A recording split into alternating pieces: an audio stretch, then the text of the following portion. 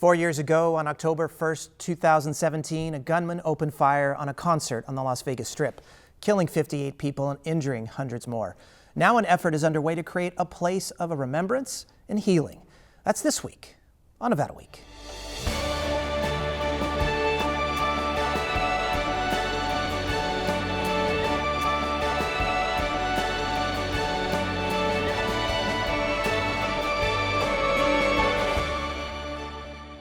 Support for Nevada Week is provided by Senator William H. Hernstat and additional supporting sponsors.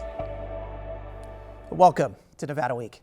On October 1st, 2017, Metro police officers raced to respond to an active shooter on the Strip. Now, 4 years later, lessons learned from that day are being used to better train first responders. What seems like a regular construction site in North Las Vegas is actually going to be home to a new state-of-the-art training facility for first responders. Well, it doesn't look like a very exciting room.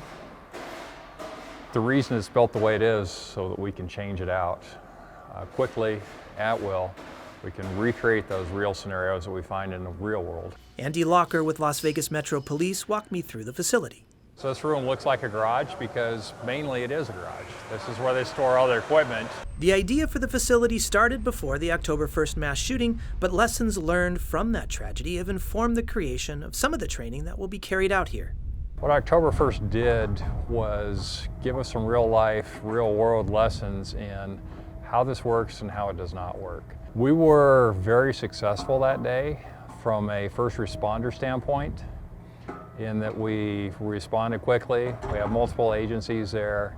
Everybody did their job. They did it well, they did it quickly. The issues that we've found is that it could have been better if people had known what other people knew.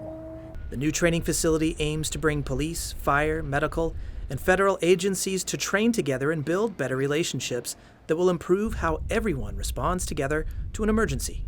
What we found is when the people are working together, they actually communicate. This area is very specifically set up so that all the different agencies have to talk to each other. To build that cooperation, the new facility will have a high-tech flexibility not seen in other training centers. A lot of the other training agencies or training venues around the nation, they're built very specifically to address one need.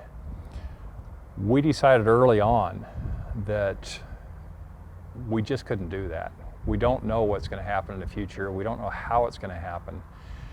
So we've designed true flexibility within this entire building. Right now, it's just a cement foundation, but eventually it will house a village designed to look like Las Vegas Street, a controlled environment that can mimic almost every type of condition seen in the real world. We can do large-scale events within this area, or we can do smaller-scale events.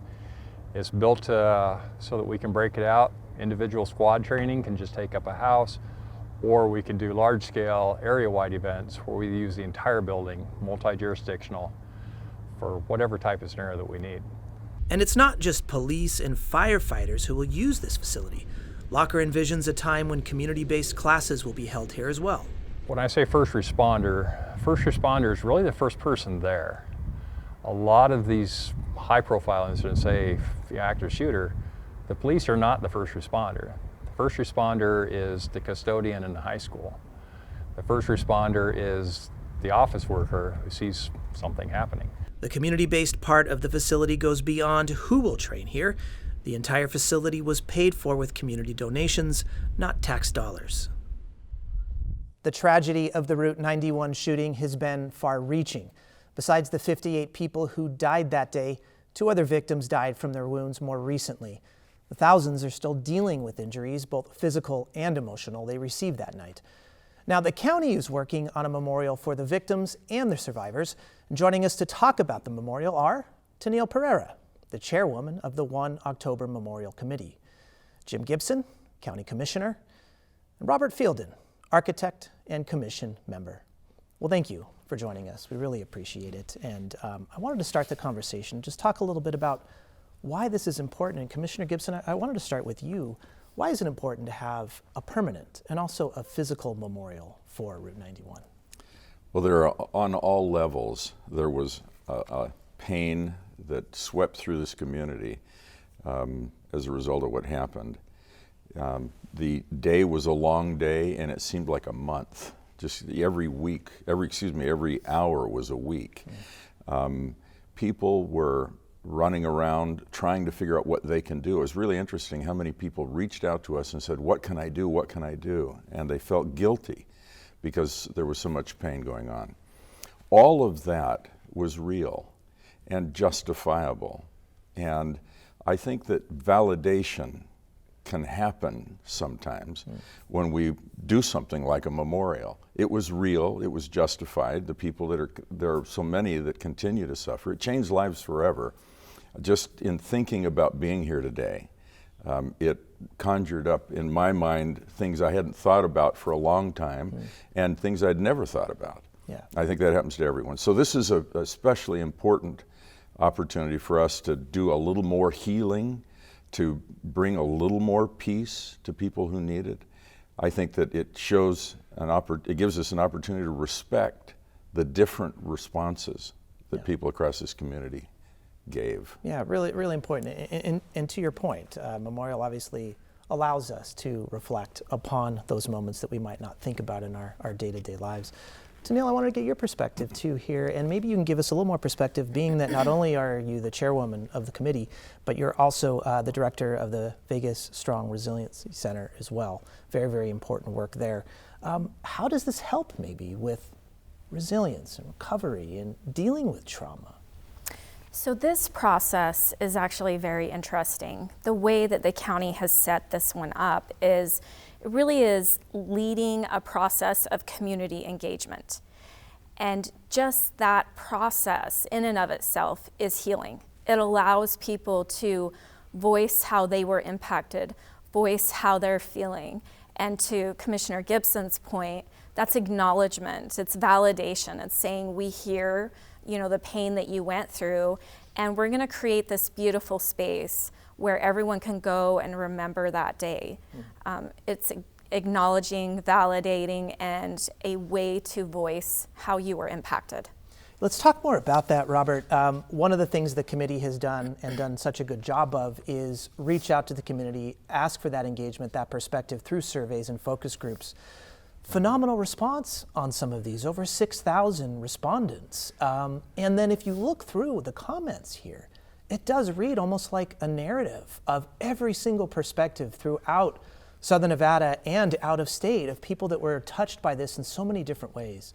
Reflect upon that for a second. Well, you're absolutely correct. And when we think about this, our primary goal is to establish this memorial for those who lost their lives. And that is sadness in all of our hearts and brings sadness in all of our hearts. But there were also so many heroes that evening that this is a memorial to them as well. My son is a physician. He was called in to work the night of the event, and his stories about everything that doctors and nurses and ambulance drivers and police officers that were bringing people to the hospitals is just remarkable, and what work they were able to do and perform in saving so many more lives that evening. Yeah, really, really important. Commissioner, I wanted to come to you. We've talked about this on the show before.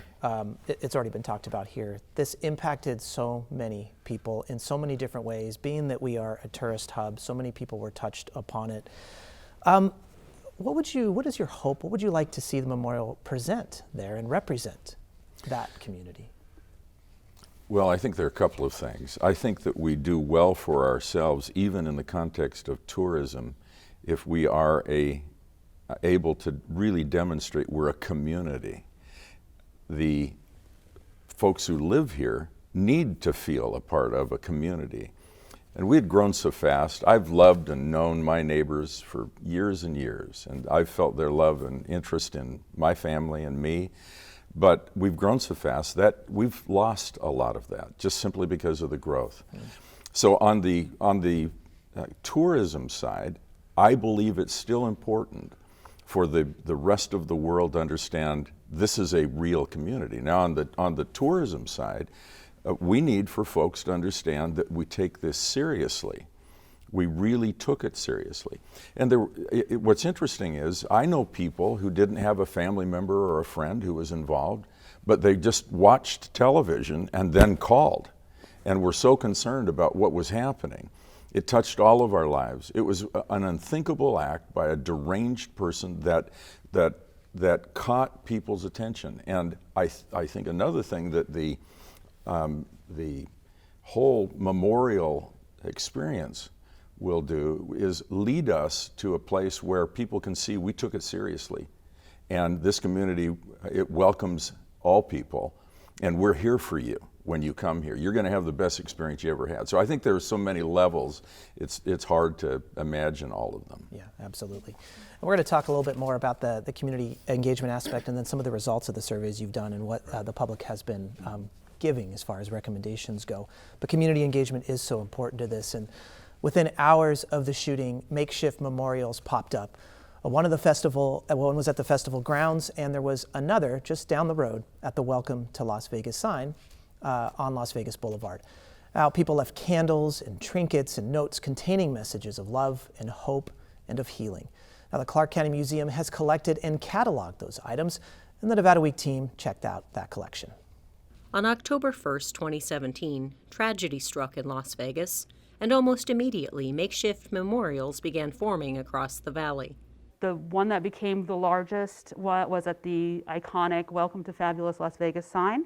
It was built around 58 white wooden crosses that were left there as a memorial to each of the victims of the shooting.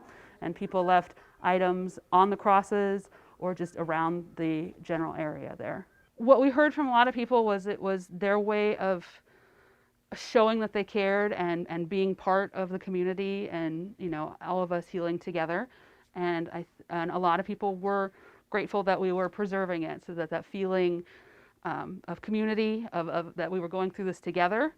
2 weeks after the shooting, the Public Works Department began transporting items from the memorial site to the Clark County Museum for safekeeping. The museum accepted the Remembering 1 October collection as an effort to show how we mourned after a tragic mass shooting and how the community came together. Over time, the museum collected 22,000 items, including everything from flowers and beads to cards with personal, heartfelt messages like this one. Although we never knew you, we will never forget you. 10/1/17 made us family forever. Love, Linda, Selena, Ashley, and Cindy. So what I have here is I have one of the crosses and all of the items that were left on that cross. Overall, on average, there were about 200 items left with each cross. Each item was carefully cataloged by museum staff and volunteers. Some have gone into displays over the past few years. Many of the objects are now in storage. Sort of push and pull of any museum and any museum collection is providing access to the material without damaging it. So we're trying to walk that line between providing access to people and allowing the objects to be as safe as we can make them. The Clark County Museum currently has a few items from the collection on display. These objects will be rotated out once a year, and the rest of the collection will soon find a spacious new home on the museum property. So this is our new storage building. It's not quite complete yet, but when it is, we'll be moving a lot of stuff here, including the 1 October collection. That way it will finally be here all at once, together in one place. The public is welcome to view objects from the Remembering October 1 collection at the Clark County Museum by appointment. Items are also viewable on their website. For Nevada Week, I'm Heather Caputo. Well, thank you, Heather. I mean, it's emotional. It's emotional watching that. I mean, the care that goes into the curation and the collection of these things. And we should mention the gentleman that made those crosses, Greg Zanis, unfortunately sadly passed away last year. But let's talk, I mean, this is what we're talking about, right? I mean, this level of engagement we've seen all the way through. Now let's get to some of the public comments on the survey. What have you been able to uncover? What is the public saying is really important that this memorial needs to focus on and needs to have, Tennille? So first and foremost, those that were lost that night, the 58. They want them memorialized, and there's a number of different ways that could be done. So we really had to do a couple surveys as well as focus groups to kind of dig into that a little bit deeper. And what we're hearing is they want to know who they were, right? Some personal identifying information. So it's not just a name or a picture, but they want to get to know them. Yeah. Really important. The items themselves, of course, we see the amount, the depth and breadth here, Robert. We can't have everything that's going to be shown, but do we think, and is the public kind of reflecting upon maybe that we are going to have some of the collections here, these items that might be part of the memorial? Yeah, and part of our work that we're just beginning to undertake, since we've gone through this analysis part, we're starting to put together the puzzle to make sure the puzzle fits and it works properly. And part of that is the breadth of what this memorial undertakes in terms of programs and the services and outreach and the way we go about doing that, so that not only do we maintain community education from the results or as a product of this, but also that we provide a basis for ongoing research into all of these areas to that future academics will have in terms of interest in memorials and these kinds of events. Gotcha. So educational aspects are going to be part of the memorial as well. Yes. I wanted to ask you too. Let's not take off the table. You are an architect, Yes. and let's talk about the design of something like this. And let's remember, this is going to be more than likely in the hub of one of the biggest tourist places in the world. I'm saying that just because of flow of people and parking and logistics like that. How much do those come into design at this stage? Well, they do, but there are other aspects of this as well that we're going to be looking at and considering and that is, can all of these things function on this 2-acre parcel and provide the kind of setting that's necessary for us to have this place of solitude and solemnity for those that lost their lives?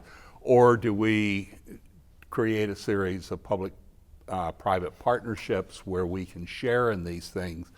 And for example, the Clark County Museum is working with us. Parks and Recreation, I'm certain they can have opportunities to work with us, and other agencies within the county, so that we can ensure that every aspect of what we want to present is going to be accomplished. And then use the site as the kind of central focus point for things that are happening through the memorial and its artistry. Part of this is ongoing activities and events, and there's ways to which we have to find to keep this alive over the numbers of years and decades into the future. Yeah, so it's not only the site that we need to be talking about here. That's this is right. a much larger and more global look at this. Really, really important. We should mention too, Commissioner Gibson, that we do have land that is donated. It is part of the Route 91 Festival property that has been donated, those 2 acres that Robert mentioned too. Which brings me to this question. We've already talked about it a little bit, but this is one of the biggest tourist hubs in the world where this is. And then, of course, the question is, you have tourists that are there reflecting upon a memorial where the reminder is that this could potentially happen again. And you might have some of the tourist industry that is not wanting something like this in this hub. How do you balance both? I think it's important that we balance it. The location is something that is responding to what the community is asking for. And I don't think you can distinguish between the community and these companies that operate in that industry. We're all together. The feeling I have had, I think the feeling that I've had reflected to me from members of the committee, is that the entire community is together on this, and they understand well the issues that are tourism issues. The focus of this memorial is not going to be, it's going to be completely away from the devilish act that was committed. That isn't what we're going to memorialize. We're going to remember people. We're going to do what we can to find a thread of experience in everyone who experienced something and reflect it there. So I think that it is, and the positioning of it actually is very nice, I think. It is not right on, excuse me, the boulevard. We're not going to hear, hopefully we're not going to hear honking cars and, you know, hundreds of people. We're all about lots of conversation and movement and mobility along Las Vegas Boulevard. That will remain the case. This is just removed. It's in the northeast corner of that property. So our hope and expectation is that the site will be perfect because it is on a piece of the festival grounds. There were people who started within weeks after the event demanding that site be dedicated in that way. And we all needed to be respectful of the decision-making process. Everyone engaged in that process was affected personally too. So this is going to be a marvelous opportunity for us to focus the way we need to focus so that we really can help people remember, honor, and heal. Yeah. And if I could, Go ahead. Please. if I could add to that, you know, it's important to look at what we've heard through the focus groups and the surveys. Yeah. People don't want this to focus on the horrific act, right? It'll be stated as a fact because that's what happened, but they want it to be partly a celebration of what we saw throughout the community in the hours and days and months and now years after. Amazing acts of love and kindness brought us all together to rally around those that were impacted. The other thing that we heard from the survivors that were there that night is they don't want it lost or forgotten what they were there doing that night before that act. They were there celebrating life, enjoying life, living, you know, life to its fullest, and they don't want that lost. Yeah. So this isn't going to be about the act. It's going to be about life and what happened after that act. What a great point, what a great reflection. That's something that we can lose sight of so easily of what people were there initially to do. Robert, you had something. Well, yeah, I was just going to add not only to Neil's but also to Jim's comments about location. And the fact is that it's in close proximity to the existing church that serves the Strip. And so I think it's in a setting that, in a location, as Jim says, is important and valuable to what we want to be able to convey to the public.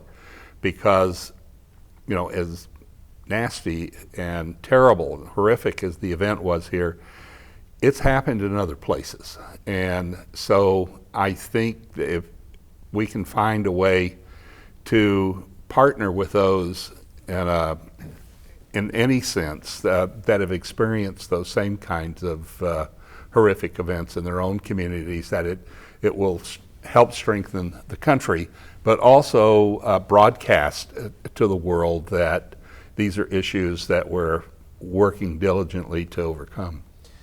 An unfortunate reality. There's so many other municipalities, counties that are dealing with this too, and establishing their own memorials. I wanted to ask you that too. I was reading through some of the minutes of the committee meetings, and I know one of the things that each committee member has done is gone and looked at what other municipalities, other cities, other locations have done. What have you drawn from that? Are there some kind of key best practices here that you're bringing to the table?